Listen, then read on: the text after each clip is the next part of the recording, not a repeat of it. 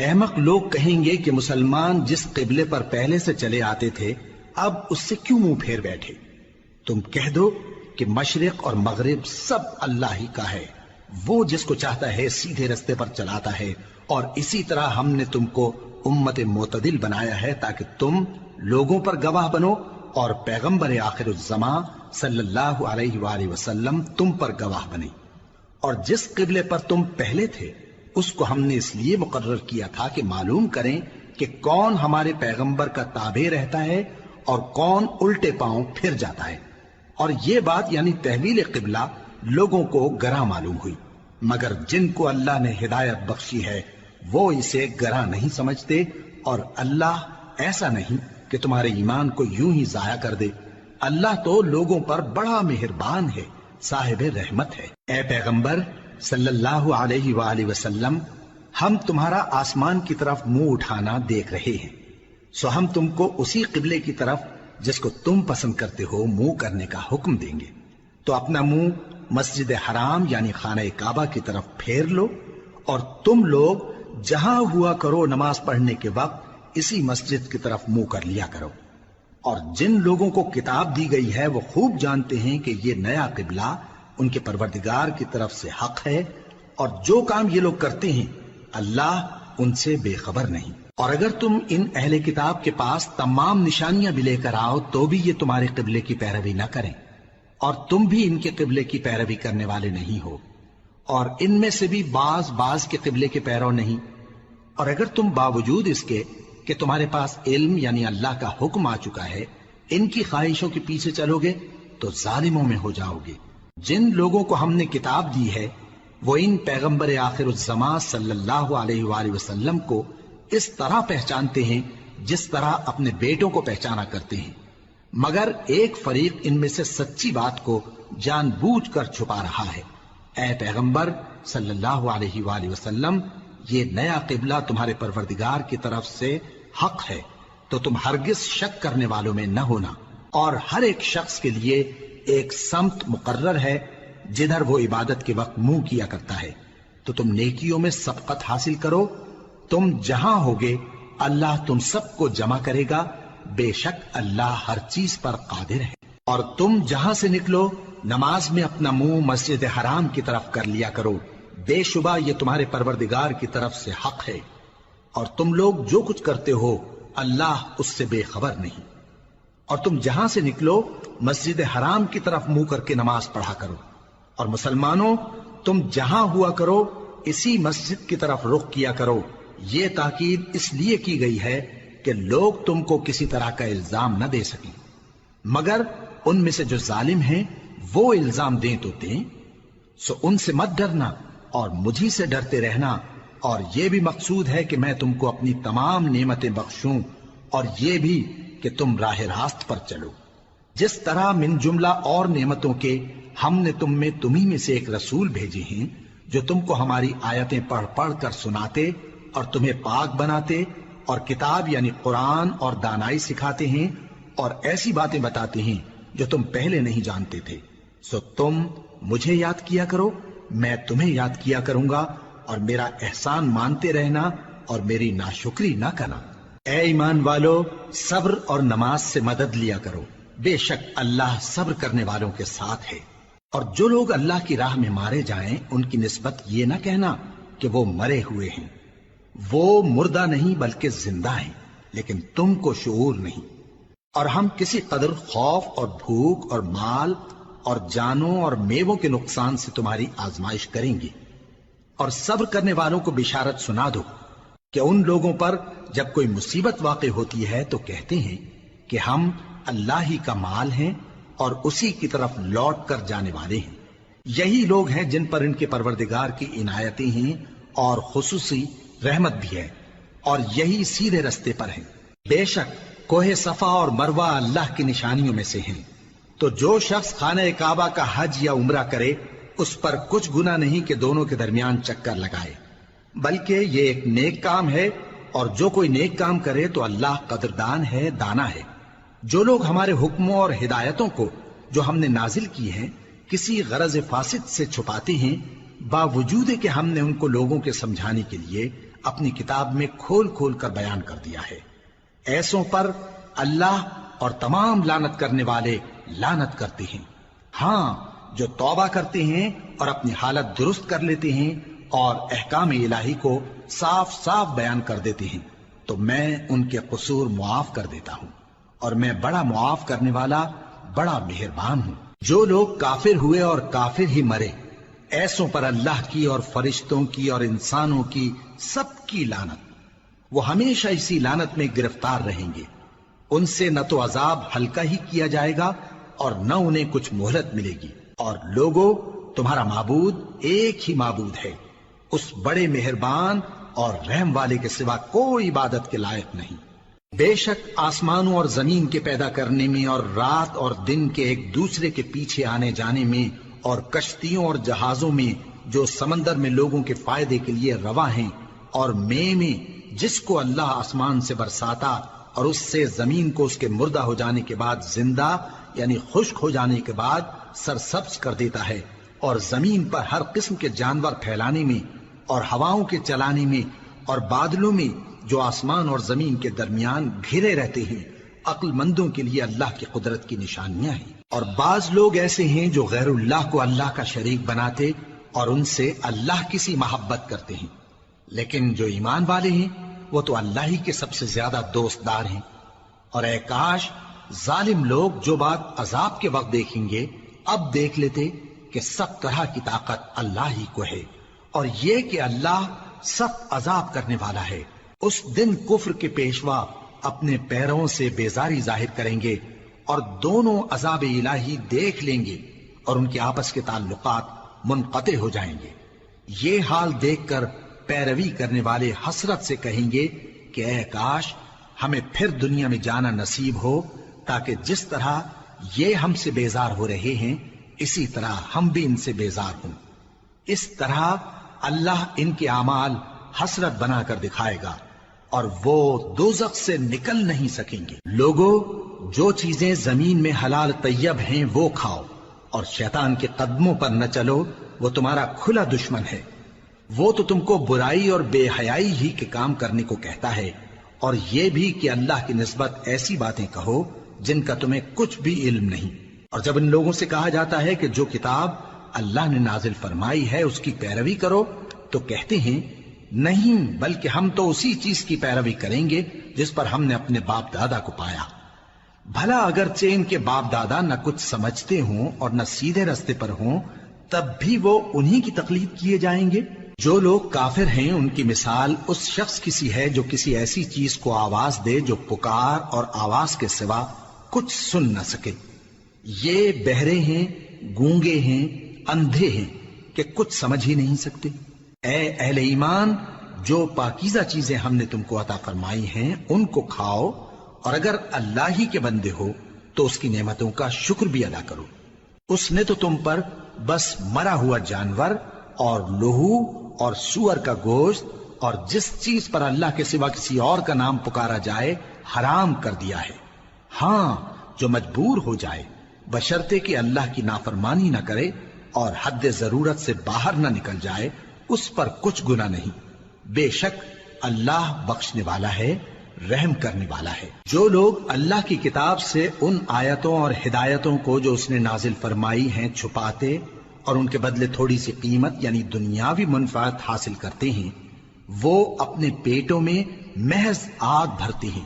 ایسے لوگوں سے اللہ قیامت کے دن نہ کلام کرے گا اور نہ ان کو گناہوں سے پاک کرے گا، اور ان کے لیے دکھ دینے والا عذاب ہے۔ یہ وہ لوگ ہیں جنہوں نے ہدایت چھوڑ کر گمراہی اور بخشش چھوڑ کر عذاب خرید لیا۔ یہ آتش جہنم کی کیسی برداشت کرنے والے ہیں۔ یہ اس لیے کہ اللہ نے کتاب سچائی کے ساتھ نازل فرمائی، اور جن لوگوں نے اس کتاب میں اختلاف کیا وہ ضد میں آ کر نیکی سے دور ہو گئے ہیں۔ نیکی یہی نہیں کہ تم مشرق و مغرب کو قبلہ سمجھ کر ان کی طرف منہ کر لو، بلکہ نیکی یہ ہے کہ لوگ اللہ پر اور روز آخر پر اور فرشتوں پر اور اللہ کی کتاب پر اور پیغمبروں پر ایمان لائیں، اور مال باوجود عزیز رکھنے کے رشتہ داروں اور یتیموں اور محتاجوں اور مسافروں اور مانگنے والوں کو دیں، اور گردنوں کے چھڑانے میں خرچ کریں، اور نماز پڑھیں اور زکات دیں، اور جب عہد کر لیں تو اس کو پورا کریں، اور سختی اور تکلیف میں اور جنگ کے وقت ثابت قدم رہیں۔ یہی لوگ ہیں جو ایمان میں سچے ہیں، اور یہی ہیں جو اللہ سے ڈرنے والے ہیں۔ مومنوں، تم کو مقتولوں کے بارے میں قصاص یعنی خون کے بدلے خون کا حکم دیا جاتا ہے، اس طرح پر کہ آزاد کے بدلے آزاد مارا جائے، اور غلام کے بدلے غلام، اور عورت کے بدلے عورت۔ اور اگر قاتل کو اس کے مقتول بھائی کے قصاص میں سے کچھ معاف کر دیا جائے تو وارث مقتول کو پسندیدہ طریق سے قرارداد کی پیروی یعنی مطالبہ خون بہا کرنا اور قاتل کو خوشخوئی کے ساتھ ادا کرنا چاہیے۔ یہ تمہارے پروردگار کی طرف سے تمہارے لیے آسانی اور مہربانی ہے۔ اب جو اس کے بعد زیادتی کرے اس کے لیے دکھ کا عذاب ہے۔ اور اے اہل عقل، حکم قصاص میں تمہاری زندگانی ہے کہ تم قتل و خونریزی سے بچو۔ تم پر فرض کیا جاتا ہے کہ جب تم میں سے کسی کو موت کا وقت آ جائے تو اگر وہ کچھ مال چھوڑ جانے والا ہو تو ماں باپ اور رشتہ داروں کے لیے دستور کے مطابق وصیت کر جائے۔ اللہ سے ڈرنے والوں پر یہ ایک حق ہے۔ پھر جو شخص وصیت کو سننے کے بعد اس کو بدل ڈالے تو اس کے بدلنے کا گناہ انہی لوگوں پر ہے جو اس کو بدلیں، اور بے شک اللہ سنتا جانتا ہے۔ اب اگر کسی کو وصیت کرنے والے کی طرف سے کسی وارث کی طرفداری یا حق تلفی کا اندیشہ ہو تو اگر وہ وصیت کو بدل کر وارثوں میں صلح کرا دے تو اس پر کچھ گناہ نہیں، بے شک اللہ بخشنے والا ہے، رحم والا ہے۔ مومنوں، تم پر روزے فرض کیے گئے ہیں جس طرح تم سے پہلے لوگوں پر فرض کیے گئے تھے تاکہ تم پرہیزگار بنو۔ روزوں کے دن گنتی کے چند روز ہیں، تو جو شخص تم میں سے بیمار ہو یا سفر میں ہو تو دوسرے دنوں میں روزوں کا شمار پورا کر لے۔ اور جو لوگ روزہ رکھنے کی طاقت رکھیں لیکن رکھیں نہیں، وہ روزے کے بدلے محتاج کو کھانا کھلا دیں۔ اور جو کوئی اپنی مرضی سے زیادہ نیکی کرے تو اس کے حق میں زیادہ اچھا ہے، اور اگر سمجھو تو روزہ رکھنا ہی تمہارے حق میں بہتر ہے۔ روزوں کا مہینہ رمضان کا مہینہ ہے جس میں قرآن اول نازل ہوا، جو لوگوں کا رہنما ہے اور جس میں ہدایت کی کھلی نشانیاں ہیں، اور جو حق و باطل کو الگ الگ کرنے والا ہے۔ تو جو کوئی تم میں سے اس مہینے میں موجود ہو چاہیے کہ پورے مہینے کے روزے رکھے، اور جو بیمار ہو یا سفر میں ہو تو دوسرے دنوں میں روزے رکھ کر ان کا شمار پورا کر لے۔ اللہ تمہارے حق میں آسانی چاہتا ہے اور سختی نہیں چاہتا، اور یہ آسانی کا حکم اس لیے دیا گیا ہے کہ تم روزوں کا شمار پورا کر لو، اور اس احسان کے بدلے کہ اللہ نے تم کو ہدایت بخشی ہے تم اس کو بزرگی سے یاد کرو اور اس کا شکر کرو۔ اور اے پیغمبر، جب تم سے میرے بندے میرے بارے میں دریافت کریں تو انہیں معلوم ہو کہ میں تو تمہارے پاس ہی ہوں۔ جب کوئی پکارنے والا مجھے پکارتا ہے تو میں اس کی دعا قبول کرتا ہوں، تو ان کو چاہیے کہ میرے حکموں کو مانیں اور مجھ پر ایمان رکھیں تاکہ نیک رستہ پائیں۔ روزوں کی راتوں میں تمہارے لیے اپنی عورتوں کے پاس جانا جائز کر دیا گیا ہے، وہ تمہاری پوشاک ہیں اور تم ان کی پوشاک ہو۔ اللہ کو معلوم ہے کہ تم ان کے پاس جانے سے اپنے حق میں خیانت کرتے تھے، سو اس نے تم پر مہربانی کی اور تمہاری حرکات سے درگزر فرمائی، تو اب تم کو اختیار ہے کہ ان سے مباشرت کرو۔ اور اللہ نے جو چیز تمہارے لیے لکھ رکھی ہے یعنی اولاد، اس کو اللہ سے طلب کرو اور کھاؤ اور پیو یہاں تک کہ صبح کی سفید دھاری رات کی سیاہ دھاری سے الگ نظر آنے لگے، پھر روزہ رکھ کر رات تک پورا کرو۔ اور جب تم مسجدوں میں اعتکاف بیٹھتے ہو تو ان سے مباشرت نہ کرو، یہ اللہ کی حدیں ہیں، ان کے پاس نہ جانا۔ اسی طرح اللہ اپنی آیتیں لوگوں کے سمجھانے کے لیے کھول کھول کر بیان فرماتا ہے تاکہ وہ پرہیزگار بنے۔ اور آپس میں ایک دوسرے کا مال ناحق نہ کھاؤ، اور نہ اس کو رشوتاً حاکموں کے پاس پہنچاؤ تاکہ لوگوں کے مال کا کچھ حصہ ناجائز طور پر کھا جاؤ، اور اسے تم جانتے بھی ہو۔ اے پیغمبر، لوگ تم سے نئے چاند کے بارے میں دریافت کرتے ہیں کہ گھٹتا بڑھتا کیوں ہے۔ کہہ دو کہ وہ لوگوں کے کاموں کی میعادیں اور حج کے وقت معلوم ہونے کا ذریعہ ہے، اور نیکی اس بات میں نہیں کہ احرام کی حالت میں گھروں میں ان کے پچھواڑے کی طرف سے آؤ، بلکہ نیکوکار وہ ہے جو پرہیزگار ہو، اور گھروں میں ان کے دروازوں سے آیا کرو، اور اللہ سے ڈرتے رہو تاکہ کامیاب ہو جاؤ۔ اور جو لوگ تم سے لڑتے ہیں تم بھی اللہ کی راہ میں ان سے لڑو، مگر زیادتی نہ کرنا، کہ اللہ زیادتی کرنے والوں کو دوست نہیں رکھتا، اور ان کو جہاں پاؤ قتل کر دو، اور جہاں سے انہوں نے تم کو نکالا ہے یعنی مکے سے، وہاں سے تم بھی ان کو نکال دو۔ اور دین سے گمراہ کرنے کا فساد قتل و خونریزی سے کہیں بڑھ کر ہے، اور جب تک وہ تم سے مسجد حرام یعنی خانہ کعبہ کے پاس نہ لڑیں تم بھی وہاں ان سے نہ لڑنا۔ ہاں اگر وہ تم سے لڑیں تو تم ان کو قتل کر ڈالو، کافروں کی یہی سزا ہے۔ پھر اگر وہ باز آ جائیں تو اللہ بخشنے والا ہے، رحم کرنے والا ہے۔ اور ان سے اس وقت تک لڑتے رہنا کہ فساد نابود ہو جائے اور ملک میں اللہ ہی کا دین غالب ہو جائے۔ پھر اگر وہ فساد سے باز آ جائیں تو ظالموں کے سوا کسی پر زیادتی نہیں کرنی چاہیے۔ ادب کا مہینہ ادب کے مہینے کے مقابل ہے، اور ادب کی چیزیں ایک دوسرے کا بدلہ ہیں۔ پس اگر کوئی تم پر زیادتی کرے تو جیسی زیادتی وہ تم پر کرے ویسی ہی تم اس پر کرو، اور اللہ سے ڈرتے رہو اور جان رکھو کہ اللہ ڈرنے والوں کے ساتھ ہے۔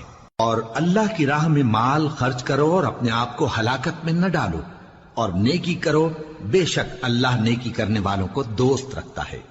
اور اللہ کی خوشنودی کے لیے حج اور عمرے کو پورا کرو، اور اگر راستے میں روک لیے جاؤ تو جیسی قربانی میسر ہو کر دو، اور جب تک قربانی اپنے مقام پر نہ پہنچ جائے سر نہ منڈاؤ۔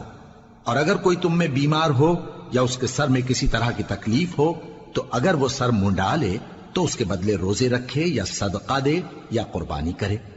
پھر جب تکلیف دور ہو کر تم مطمئن ہو جاؤ تو جو تم میں حج کے وقت تک عمرے سے فائدہ اٹھانا چاہے وہ جیسی قربانی میسر ہو کرے، اور جس کو قربانی نہ ملے وہ 3 روزے ایام حج میں رکھے اور 7 جب واپس ہو، یہ پورے 10 ہوئے۔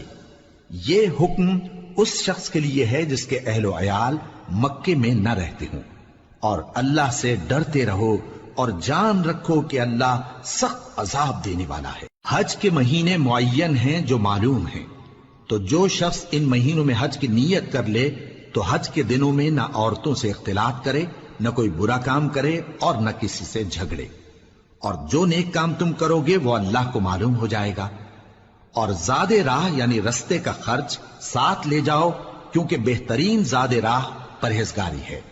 اور اے اہل عقل مجھی سے ڈرتے رہو، اس کا تمہیں کچھ گناہ نہیں کہ حج کے دنوں میں بذریعہ تجارت اپنے پروردگار سے روزی طلب کرو۔ اور جب عرفات سے واپس ہونے لگو تو مشعر حرام یعنی مزدلفہ میں اللہ کا ذکر کرو، اور اس طرح ذکر کرو جس طرح اس نے تم کو سکھایا، اور اس سے پیشتر تم لوگ ان طریقوں سے محض ناواقف تھے۔ پھر جہاں سے اور لوگ واپس ہوں وہیں سے تم بھی واپس ہو، اور اللہ سے بخشش مانگو، بے شک اللہ بخشنے والا ہے، رحمت کرنے والا ہے۔ پھر جب حج کے تمام ارکان پورے کر چکو تو مینا میں اللہ کو یاد کرو جس طرح اپنے باپ دادا کو یاد کیا کرتے تھے، بلکہ اس سے بھی زیادہ۔ اور بعض لوگ ایسے ہیں جو اللہ سے التجا کرتے ہیں کہ اے پروردگار ہم کو جو دینا ہے دنیا ہی میں دے دے، اور ایسے لوگوں کا آخرت میں کچھ حصہ نہیں۔ اور بعض ایسے ہیں کہ دعا کرتے ہیں کہ پروردگار ہم کو دنیا میں بھی نعمت عطا فرما اور آخرت میں بھی نعمت بخشیو اور دوزخ کے عذاب سے محفوظ رکھیو۔ یہی لوگ ہیں جن کے لیے ان کے کاموں کا حصہ یعنی اجر نیک تیار ہے، اور اللہ جلد حساب لینے والا ہے۔ اور قیام منا کے دنوں میں جو گنتی کے دن ہیں اللہ کو یاد کرو، اگر کوئی جلدی کرے اور 2 ہی دن میں چل دے تو اس پر بھی کچھ گناہ نہیں، اور جو بات تک ٹھہرا رہے اس پر بھی کچھ گناہ نہیں۔ یہ باتیں اس شخص کے لیے ہیں جو اللہ سے ڈرے، اور تم لوگ اللہ سے ڈرتے رہو اور جان رکھو کہ تم سب اس کے پاس جمع کیے جاؤ گے۔ اور کوئی شخص تو ایسا ہے جس کی گفتگو دنیا کی زندگی میں تم کو دلکش معلوم ہوتی ہے، اور وہ اپنے معافی ضمیر پر یعنی اس بات پر جو اس کے دل میں ہے اللہ کو گواہ بناتا ہے، حالانکہ وہ سخت جھگڑالو ہے۔ اور جب پیٹ پھیر کر چلا جاتا ہے تو زمین میں دوڑتا پھرتا ہے تاکہ اس میں فتنہ انگیزی کرے اور کھیتی کو برباد اور انسانوں اور حیوانوں کی نسل کو نابود کر دے، اور اللہ فتنہ انگیزی کو پسند نہیں کرتا۔ اور جب اس سے کہا جاتا ہے کہ اللہ سے خوف کر تو غرور اس کو گناہ میں پھنسا دیتا ہے، سو اس کو جہنم کافی ہے اور وہ بہت برا ٹھکانہ ہے۔ اور کوئی شخص ایسا ہے کہ اللہ کی خوشنودی حاصل کرنے کے لیے اپنی جان بیچ ڈالتا ہے، اور اللہ بندوں پر بہت مہربان ہے۔ مومنو، اسلام میں پورے پورے داخل ہو جاؤ اور شیطان کے پیچھے نہ چلو، وہ تو تمہارا کھلا دشمن ہے۔ پھر اگر تم احکام روشن پہنچ جانے کے بعد لڑکھڑا جاؤ تو جان رکھو کہ اللہ غالب ہے، حکمت والا ہے۔ کیا یہ لوگ اسی بات کے منتظر ہیں کہ ان پر اللہ کا عذاب بادل کے سائبانوں میں نازل ہو اور فرشتے بھی اتر آئیں اور کام تمام کر دیا جائے؟ اور سب کاموں کا رجوع اللہ ہی کی طرف ہے۔ اے پیغمبر، بنی اسرائیل سے پوچھو کہ ہم نے ان کو کتنی کھلی نشانیاں دیں، اور جو شخص اللہ کی نعمت کو اپنے پاس آنے کے بعد بدل دے تو اللہ سخت عذاب کرنے والا ہے۔ اور جو کافر ہیں ان کے لیے دنیا کی زندگی خوشنما کر دی گئی ہے، اور وہ مومنوں سے تمسخر کرتی ہیں، لیکن جو پرہیزگار ہیں وہ قیامت کے دن ان سے اوپر ہوں گے۔ اور اللہ جس کو چاہتا ہے بے حساب رزق دیتا ہے۔ پہلے تو سب لوگوں کا ایک ہی مذہب تھا، لیکن وہ آپس میں اختلاف کرنے لگے تو اللہ نے ان کی طرف بشارت دینے والے اور ڈر سنانے والے پیغمبر بھیجے، اور ان پر سچائی کے ساتھ کتابیں نازل کی، تاکہ جن امور میں لوگ اختلاف کرتے تھے ان کا ان میں فیصلہ کر دے۔ اور اس میں اختلاف بھی انہی لوگوں نے کیا جن کو کتاب دی گئی تھی، باوجود کہ ان کے پاس کھلے ہوئے احکام آ چکے تھے، اور یہ اختلاف انہوں نے صرف آپس کی ضد سے کیا۔ تو جس امر حق میں وہ اختلاف کرتے تھے اللہ نے اپنی مہربانی سے مومنوں کو اس کی راہ دکھا دی، اور اللہ جس کو چاہتا ہے سیدھا رستہ دکھا دیتا ہے۔ کیا تم یہ خیال کرتے ہو کہ یوں ہی بہشت میں داخل ہو جاؤ گے، اور ابھی تم کو پہلے لوگوں کی سی مشکلیں تو پیش آئی ہی نہیں؟ ان کو بڑی بڑی سختیاں اور تکلیفیں پہنچیں، اور وہ صعوبتوں میں ہلا ہلا دیے گئے، یہاں تک کہ پیغمبر اور مومن لوگ جو ان کے ساتھ تھے سب پکار اٹھے کہ کب اللہ کی مدد آئے گی۔ دیکھو اللہ کی مدد ان قریب آیا چاہتی ہے۔ اے نبی، لوگ تم سے پوچھتے ہیں کہ اللہ کی راہ میں کس طرح کا مال خرچ کریں۔ کہہ دو کہ جو چاہو خرچ کرو، لیکن جو مال خرچ کرنا چاہو وہ درجہ بدرجہ اہل استحقاق یعنی ماں باپ کو اور قریب کے رشتہ داروں کو اور یتیموں کو اور محتاجوں کو اور مسافروں کو سب کو دو، اور جو بھلائی تم کرو گے اللہ اس کو جانتا ہے۔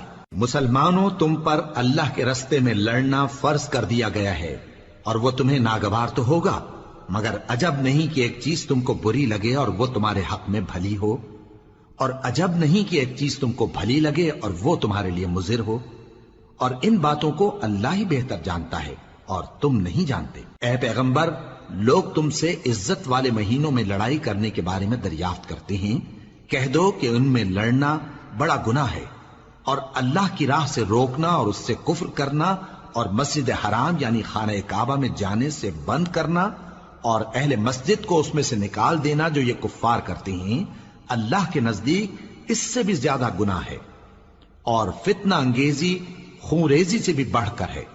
اور یہ لوگ ہمیشہ تم سے لڑتے رہیں گے، یہاں تک کہ اگر مقدور رکھیں تو تم کو تمہارے دین سے پھیر دیں، اور جو کوئی تم میں سے اپنے دین سے پھر کر کافر ہو جائے گا اور کافر ہی مرے گا تو ایسے لوگوں کے اعمال دنیا اور آخرت دونوں میں برباد ہو جائیں گے، اور یہی لوگ دوزخ میں جانے والے ہیں جس میں ہمیشہ رہیں گے۔ جو لوگ ایمان لائے اور اللہ کے لیے وطن چھوڑ گئے اور کفار سے جنگ کرتے رہے وہی اللہ کی رحمت کے امیدوار ہیں، اور اللہ بخشنے والا ہے، رحمت کرنے والا ہے۔ اے پیغمبر، لوگ تم سے شراب اور جوئے کا حکم دریافت کرتے ہیں، کہہ دو کہ ان میں گناہ بڑے ہیں اور لوگوں کے لیے کچھ فائدے بھی ہیں، مگر ان کے گناہ فائدوں سے کہیں زیادہ ہیں۔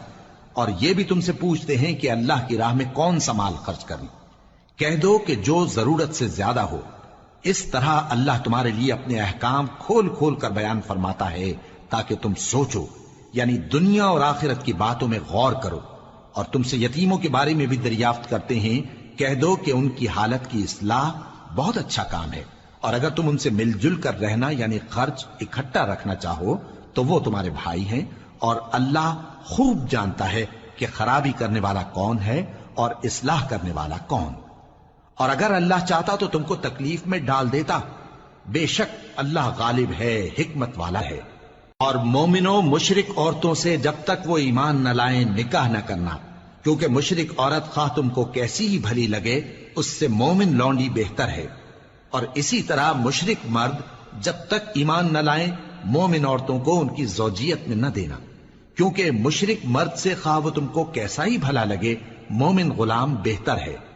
یہ مشرک لوگوں کو دوزخ کی طرف بلاتی ہیں، اور اللہ اپنی مہربانی سے بہشت اور بخشش کی طرف بلاتا ہے، اور اپنے حکم لوگوں سے کھول کھول کر بیان کرتا ہے تاکہ نصیحت حاصل کریں۔ اور تم سے حیض کے بارے میں دریافت کرتے ہیں، کہہ دو وہ تو نجاست ہے، سو ایام حیض میں عورتوں سے کنارہ کش رہو، اور جب تک وہ پاک نہ ہو جائیں ان سے مقاربت نہ کرو۔ ہاں جب وہ پاک ہو جائیں تو جس طریق سے اللہ نے تمہیں ارشاد فرمایا ہے ان کے پاس جاؤ، کچھ شک نہیں کہ اللہ توبہ کرنے والوں اور پاک صاف رہنے والوں کو دوست رکھتا ہے۔ تمہاری عورتیں تمہاری کھیتی ہیں، تو اپنی کھیتی میں جس طرح چاہو جاؤ، اور اپنے لیے نیک عمل آگے بھیجو، اور اللہ سے ڈرتے رہو، اور جان رکھو کہ ایک دن تمہیں اس کے روبرو حاضر ہونا ہے۔ اور اے پیغمبر ایمان والوں کو بشارت سنا دو، اور اللہ کے نام کو اس بات کا ہیلا نہ بنانا کہ اس کی قسمیں کھا کھا کر سلوک کرنے اور پرہیزگاری کرنے اور لوگوں میں صلح و سازگاری کرانے سے رک جاؤ، اور اللہ سب کچھ سنتا ہے جانتا ہے۔ اللہ تمہاری لغو قسموں پر تم سے مواخذہ نہیں کرے گا، لیکن جو قسمیں تم قصد دلی سے کھاؤ گے ان پر مواخذہ کرے گا، اور اللہ بخشنے والا ہے بردبار ہے۔ جو لوگ اپنی عورتوں کے پاس جانے کی قسم کھا لیں ان کو 4 مہینے تک انتظار کرنا چاہیے۔ اگر اس عرصے میں قسم سے رجوع کر لیں تو اللہ بخشنے والا ہے، مہربان ہے۔ اور اگر طلاق کا ارادہ کر لیں تو بھی اللہ سنتا ہے جانتا ہے۔ اور طلاق والی عورتیں 3 حیض تک اپنے تئیں روکے رہیں، اور اگر وہ اللہ اور روز قیامت پر ایمان رکھتی ہیں تو ان کو جائز نہیں کہ اللہ نے جو کچھ ان کے شکم میں پیدا کیا ہے اس کو چھپائیں۔ اور ان کے خاوند اگر پھر موافقت چاہیں تو اس مدت میں وہ ان کو اپنی زوجیت میں لے لینے کے زیادہ حقدار ہیں۔ اور عورتوں کا حق مردوں پر ویسا ہی ہے جیسے دستور کے مطابق مردوں کا حق عورتوں پر ہے، البتہ مردوں کو عورتوں پر 1 درجہ فضیلت ہے، اور اللہ غالب ہے، صاحب حکمت ہے۔ طلاق صرف 2 بار ہے، یعنی جب 2 دفعہ طلاق دے دی جائے تو پھر عورتوں کو یا تو بطریق شائستہ نکاح میں رہنے دینا ہے یا بھلائی کے ساتھ چھوڑ دینا۔ اور یہ جائز نہیں کہ جو مہر تم ان کو دے چکے ہو اس میں سے کچھ واپس لے لو۔ ہاں اگر زن و شوہر کو خوف ہو کہ وہ اللہ کی حدوں کو قائم نہیں رکھ سکیں گے تو اگر عورت خاوند کے ہاتھ سے رہائی پانے کے بدلے میں کچھ دے ڈالے تو دونوں پر کچھ گناہ نہیں۔ یہ اللہ کی مقرر کی ہوئی حدیں ہیں، ان سے باہر نہ نکلنا، اور جو لوگ اللہ کی حدوں سے باہر نکل جائیں گے وہ گناہگار ہوں گے۔ پھر اگر شوہر 2 طلاقوں کے بعد تیسری طلاق عورت کو دے دے تو اس کے بعد جب تک عورت کسی دوسرے شخص سے نکاح نہ کر لے اس پہلے شوہر پر حلال نہ ہوگی۔ ہاں اگر دوسرا خاوند بھی طلاق دے دے اور عورت اور پہلا خاوند پھر ایک دوسرے کی طرف رجوع کر لیں تو ان پر کچھ گناہ نہیں، بشرطے کہ دونوں یقین کریں کہ اللہ کی حدوں کو قائم رکھ سکیں گے، اور یہ اللہ کی حدیں ہیں، ان کو وہ ان لوگوں کے لیے بیان فرماتا ہے جو علم رکھتے ہیں۔ اور جب تم عورتوں کو 2 دفعہ طلاق دے چکو اور ان کی عدت پوری ہو جائے تو انہیں یا تو حسن سلوک سے نکاح میں رہنے دو یا بطریق شائستہ رخصت کر دو، اور اس نیت سے ان کو نکاح میں نہ رہنے دینا چاہیے کہ انہیں تکلیف دو اور ان پر زیادتی کرو، اور جو ایسا کرے گا وہ اپنا ہی نقصان کرے گا۔ اور اللہ کے احکام کو ہنسی اور کھیل نہ بناؤ، اور اللہ نے تم کو جو نعمتیں بخشی ہیں اور تم پر جو کتاب اور دانائی کی باتیں نازل کی ہیں جن سے وہ تمہیں نصیحت فرماتا ہے ان کو یاد کرو، اور اللہ سے ڈرتے رہو، اور جان رکھو کہ اللہ ہر چیز سے واقف ہے۔ اور جب تم عورتوں کو طلاق دے چکو اور ان کی عدت پوری ہو جائے تو ان کو اپنے شوہروں کے ساتھ جب وہ آپس میں جائز طور پر راضی ہو جائیں نکاح کرنے سے مت روکو۔ اس حکم سے اس شخص کو نصیحت کی جاتی ہے جو تم میں اللہ اور روز آخر پر یقین رکھتا ہے۔ یہ تمہارے لیے نہایت خوب اور بہت پاکیزگی کی بات ہے، اور اللہ جانتا ہے اور تم نہیں جانتے۔ اور مائیں اپنے بچوں کو پورے 2 سال دودھ پلائیں یہ حکم اس شخص کے لیے ہے جو پوری مدت تک دودھ پلوانا چاہے، اور دودھ پلانے والی ماؤں کا کھانا اور کپڑا دستور کے مطابق باپ کے ذمے ہوگا۔ کسی شخص کو اس کی طاقت سے زیادہ تکلیف نہیں دی جاتی، تو یاد رکھو کہ نہ تو ماں کو اس کے بچے کے سبب نقصان پہنچایا جائے اور نہ باپ کو اس کی اولاد کی وجہ سے نقصان پہنچایا جائے، اور اسی طرح نان و نفقہ بچے کے وارث کے ذمے ہے۔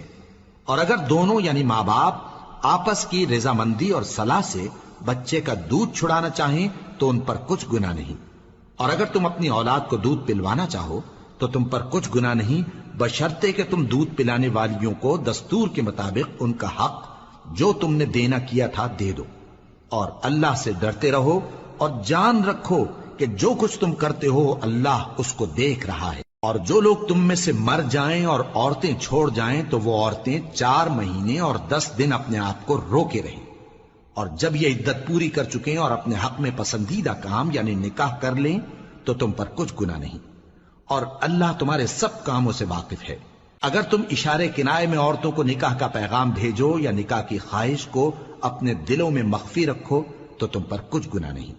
اللہ کو معلوم ہے کہ تم ان سے نکاح کا ذکر کرو گے، مگر ایام عدت میں اس کے سوا کے دستور کے مطابق کوئی بات کہہ دو، پوشیدہ طور پر ان سے قول و قرار نہ کرنا، اور جب تک عدت پوری نہ ہو لے نکاح کا پختہ ارادہ نہ کرنا، اور جان رکھو کہ جو کچھ تمہارے دلوں میں ہے اللہ کو سب معلوم ہے، تو اس سے ڈرتے رہو اور جان رکھو کہ اللہ بخشنے والا ہے، حلم والا ہے۔ اور اگر تم عورتوں کو ان کے پاس جانے یا ان کا مہر مقرر کرنے سے پہلے طلاق دے دو تو تم پر کچھ گناہ نہیں، ہاں ان کو دستور کے مطابق کچھ خرچ ضرور دو، یعنی مقدور والا اپنے مقدور کے مطابق دے اور تنگ دست اپنی حیثیت کے مطابق۔ نیک لوگوں پر یہ ایک طرح کا حق ہے۔ اور اگر تم عورتوں کو ان کے پاس جانے سے پہلے طلاق دے دو لیکن مہر مقرر کر چکے ہو تو آدھا مہر دینا ہوگا۔ ہاں اگر عورتیں مہر بخش دیں یا مرد جن کے ہاتھ میں عقد نکاح ہے اپنا حق چھوڑ دیں اور پورا مہر دے دیں تو ان کو اختیار ہے، اور اگر تم مرد لوگ ہی اپنا حق چھوڑ دو تو یہ پرہیزگاری کی بات ہے، اور آپس میں بھلائی کرنے کو فراموش نہ کرنا۔ کچھ شک نہیں کہ اللہ تمہارے سب کاموں کو دیکھ رہا ہے۔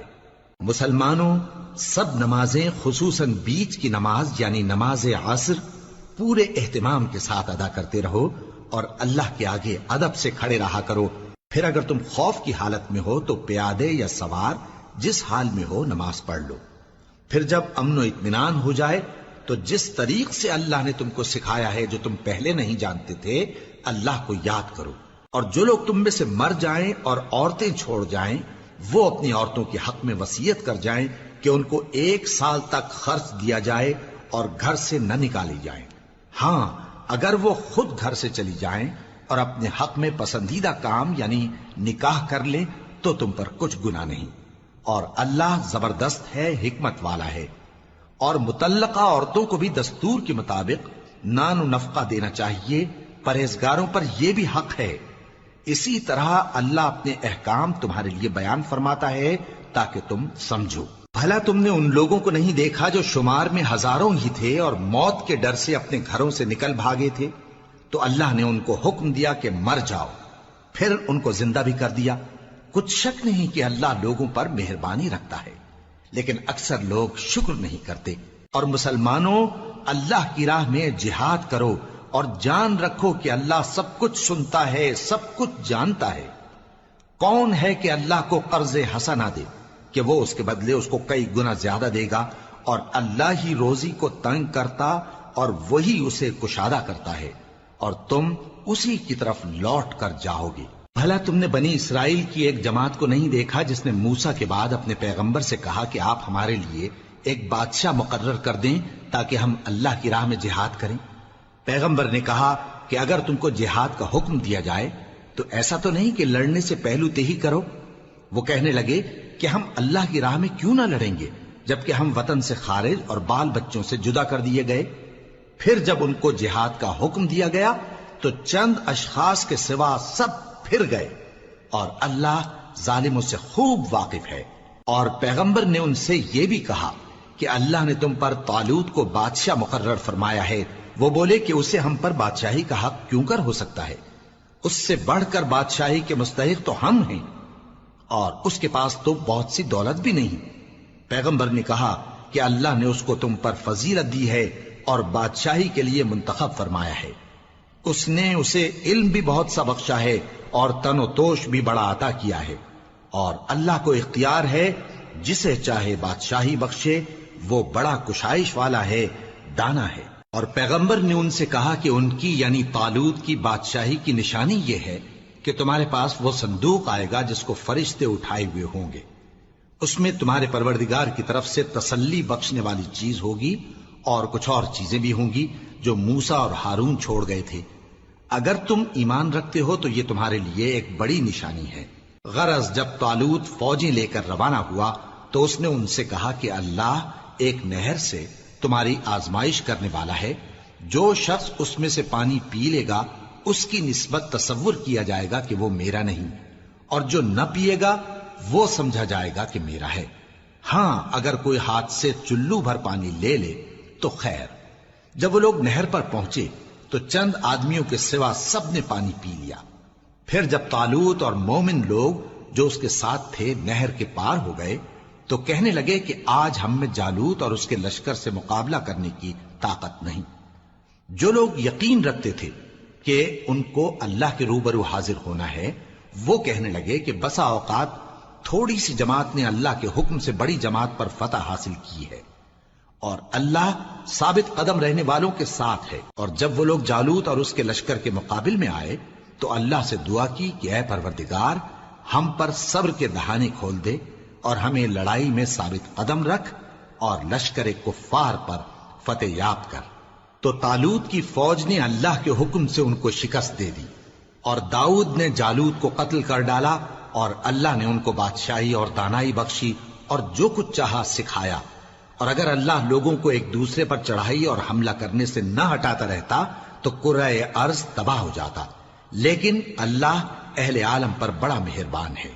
یہ اللہ کی آیتیں ہیں جو ہم تم کو سچائی کے ساتھ پڑھ کر سناتے ہیں، اور اے محمد صلی اللہ علیہ وآلہ وسلم تم بلا شبہ پیغمبروں میں سے